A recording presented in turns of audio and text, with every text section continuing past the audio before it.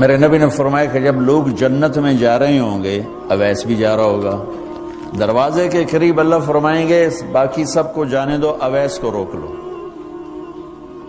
تو وہ اویس پریشان ہو جائیں گے کہ اب بوئے تھے آتے کیوں رکاوٹ بن گئی، دروازے پہ آگے کیا رکاوٹ ہو گئی؟ تو وہ کہیں گے یا اللہ آپ نے مجھے کیوں روکا ہے؟ تو اللہ تعالیٰ فرمائیں گے پیچھے دیکھو۔ پیچھے دیکھیں گے تو جہنم کے لوگ کھڑے ہوں گے، مجرم۔ کہیں گے اویس تو نے مجھے خوش کیا ماں کی خدمت کر۔ کیا کہا؟ ماں کی خدمت کر کے۔ جو بیچاری مائیں ذلیل ہو رہی ہیں، یہاں زیادہ ہوتی ہیں، پاکستان میں کم ہوتی، پر ہوتی وہاں بھی ہیں۔ اسی سفر میں کتنی ماؤں کے اتنے پرچے آئے کہ میرا بیٹا شراب پیتا اور پھر مجھے گالیاں نکالتا۔ بھر گئے میری جیبیں پرچوں سے، کیونکہ مستورات بھی بیان میں آتی تھی، تو ہر بیان میں کوئی نہ کوئی پرچہ آیا کہ میرا بچہ مجھے گالیاں نکالتا ہے، شراب پیتا ہے، زنا کرتا ہے، پھر مجھے گالیاں نکالتا ہے۔ تو یہاں زیادہ ذلیل ہیں، ہمارے ہاں بھی کوئی کم ذلیل نہیں ہے۔ کوئی قسمت والی ماں ہے جس کو فرما بردار اولاد ملتی ہے، تو اللہ فرمائیں گے اویس تو نے مجھے بہت خوش کیا ماں کی خدمت۔ دیکھیے جہنم کے لوگ کھڑے ہیں، تو انگلی کا اشارہ کرتا جا، اللہ جدھر جدھر تیری انگلی کا اشارہ ہوگا ادھر ادھر لوگوں کو جہنم سے نکال کے جنت میں ڈال دو۔ آج میں تیری طفیل لاکھوں آدمیوں کو جنت میں پہنچاؤں گا۔ عدد ربیہ و مدر، لاکھوں کا لفظ نہیں آتا، ربیہ و مدر عرب کے دو قبیلے اپنی تعداد میں سب سے زیادہ تھے۔ تو اللہ تعالیٰ کہیں گے اویس آج تیری طفیل جتنا ربیہ اور مدر دو بڑے قبیلوں کے لوگ ہیں، اتنے مجرم آج تیری طفیل جنت میں ڈال دوں۔ سبحان اللہ اکبر۔ جب میرے رب نے مقام بخشا کہ عمر اور علی سے کہا جا رہا ہے دعا کروانا، اور جنت کے دروازے پر کھڑا کر کے فرمایا جا رہا ہے پیچھے نظر دوڑا، دیکھ جتنے جہنم کے لوگ کھڑے ہیں، اشارہ کر تیرے طفیل آج ربیہ اور مضر کی تعداد کے برابر لوگوں کو جنت میں ڈالوں۔ ایک اور واقعہ بھی سناتا ہوں۔ آپ نے فرمایا میں آج رات جنت میں گیا۔ ایک تو معراج ہے جو جاگتے ہوئے، خواب میں تو بہت دفعہ ہوا، آج رات میں جنت میں گیا، میں نے آواز سنی قرآن کی تلاوت۔ میں نے پوچھا یہ کون تلاوت کر رہا ہے؟ ان کا جی یہ حارثہ بن نعمان ہے۔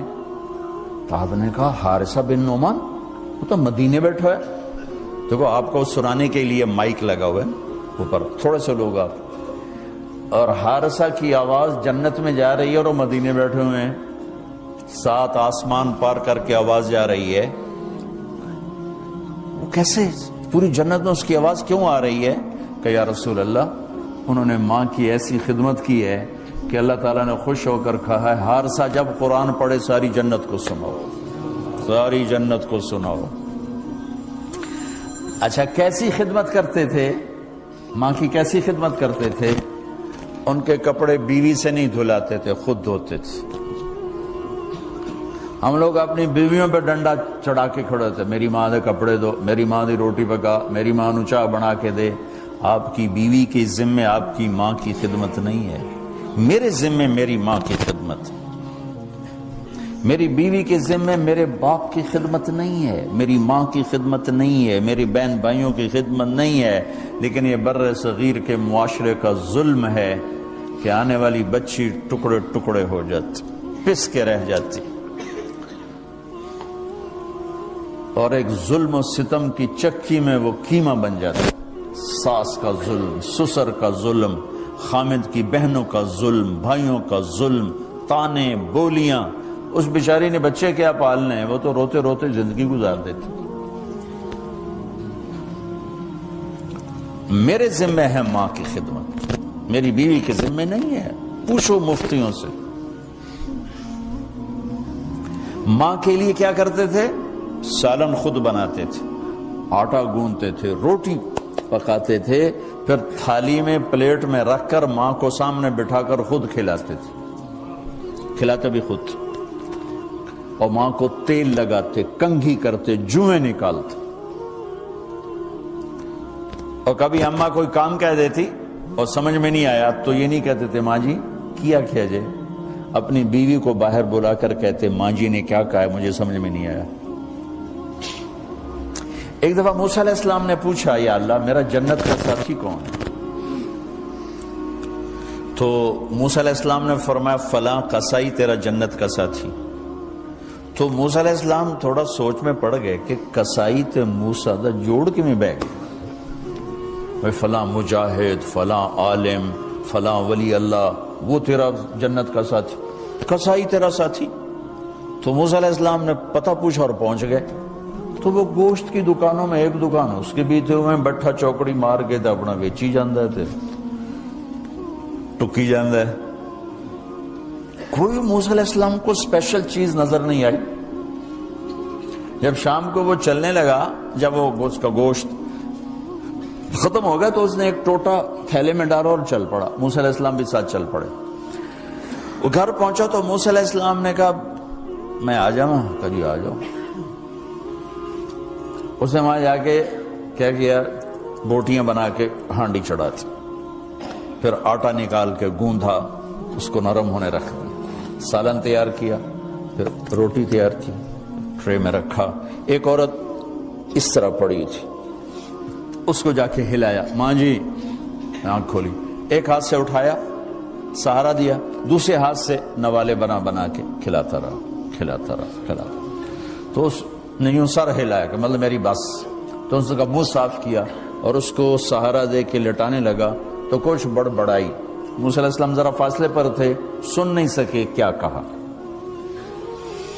موسیٰ علیہ السلام نے فرمایا میرے بھائی یہ کون ہے؟ کہا جی میری ماں ہے، اور میں جب صبح جاتا ہوں نا کام پر تو اس کے سارے خدمت کر کے روٹی پانی کھلا پلا پھر میں جاتا ہوں، پھر جب شام کو واپس آتا ہوں تو پہلے میں اس کی یہ خدمت کرتا ہوں۔ بیوی سے نہیں کہا، خود کیا۔ ہم اپنی بیویوں کو کتنا ذلیل کرتے ہیں، اور 99% جو ساس ہے وہ نیگیٹو ہے اور ظالم ہے۔ 99% ساس نیگیٹو ہے اور ظالم ہے، اور ہمارے بچوں کو ہوش نہیں کہ میری ماں ہے، میری ماں ہے۔ ماں کی وجہ سے بیوی کو تباہ نہ کرو، اور بیوی کی وجہ سے ماں کو تباہ نہ کرو، اس میں بیلنس کرو۔ بیوی کے عشق میں ماں باپ ذلیل نہ ہو، اور ماں باپ کے عدم میں بیوی ذلیل نہ ہو۔ یہ دونوں نوحے میں سن رہا ہوں، اس لیے بول رہا ہوں، دکھ سے بول رہا ہوں۔ کہا جی میں شام کو پھر اس کی خدمت کرتا ہوں، اب بچوں کو بعد میں دیکھتا ہوں۔ کہا اچھا یہ بتا یہ کیا کہہ رہی تھی؟ لٹا رہے تھے۔ کہنے لگا جی بس ماں جو ہوئی جب بھی خدمت کرتا ہوں تو کہتی اللہ تجھے جنت میں موسیٰ کا ساتھی بنائے۔ میں تو جی کمی کسائی تے موسیٰ کلیم، میرا دا کی جوڑ ہے۔ میں کہا پترا تیرا جوڑ بنا چھڑے تیری ماں۔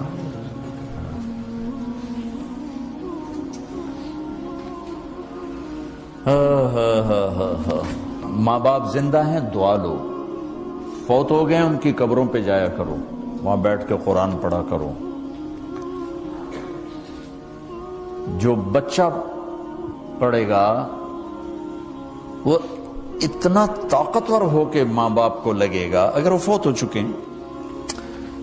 زندہ ہیں دعا لو، مر گئے ہیں ان کے لیے ان کی قبر پہ نہیں جا سکتے ہو، یہاں کی زندگی بہت تیز ہے، کبھی تو جایا کرو، کسی ویکنڈ پہ چلے جایا کرو، کسی اتوار پہ چلے جایا کرو، کسی ہفتے کو چلے جایا کرو، مہینے بعد 2 مہینے بعد، سال میں ایک دفعہ سے، کہ یہ ان کا حق ہے، ان کا حق ہے۔ اور ابن القیم رحمۃ اللہ علیہ نے ایک واقعہ لکھا ہے کہ عبداللہ بن مطرف رحمۃ اللہ علیہ نے خواب دیکھا کہ قبریں پھٹیں اور لوگ نکلے اور کوئی چیز ایسے اٹھا رہے ہیں، ایسے اٹھا رہے ہیں، ایسے اٹھا رہے ہیں۔ ایک آدمی نکلا اور جا کر ایک درخت سے ٹیک لگا کے بیٹھ گیا۔ یہ اس کے پاس جا کر کہتے ہیں بھئی آپ کون لوگ ہو؟ وہ کہتے ہیں ہم ایمان والے ہیں۔ کہ یہ کیا ہو رہا ہے؟ کہ جو رشتہ دار ثواب بھیجتے ہیں یہ وہ اکٹھا کر لیں۔ کہ تم کیوں نہیں اکٹھا کر رہے ہو؟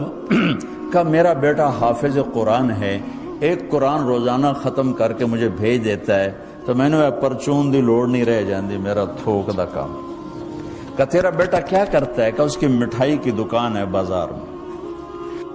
آنکھ کھل گئی، صبح ہوئی تو پہنچ گئے، بازار کھلا، دیکھا تو ایک نوجوان بیٹھا ہوا اور مٹھائی بیچ رہا اور ہونٹ ہل رہے ہیں۔ پہلے اس کو نہ چیک کرتے رہے، پھر اس کے پاس آئے، بیٹا تیرا نام کیا ہے؟ وہی نام تھا جو خواب میں سنا۔ یہ کیا پڑھ رہے ہو؟ کہ جو قرآن پڑھ رہا ہوں۔ کتنا پڑھتے ہو؟ ایک ختم روزانہ پڑھتے ہو۔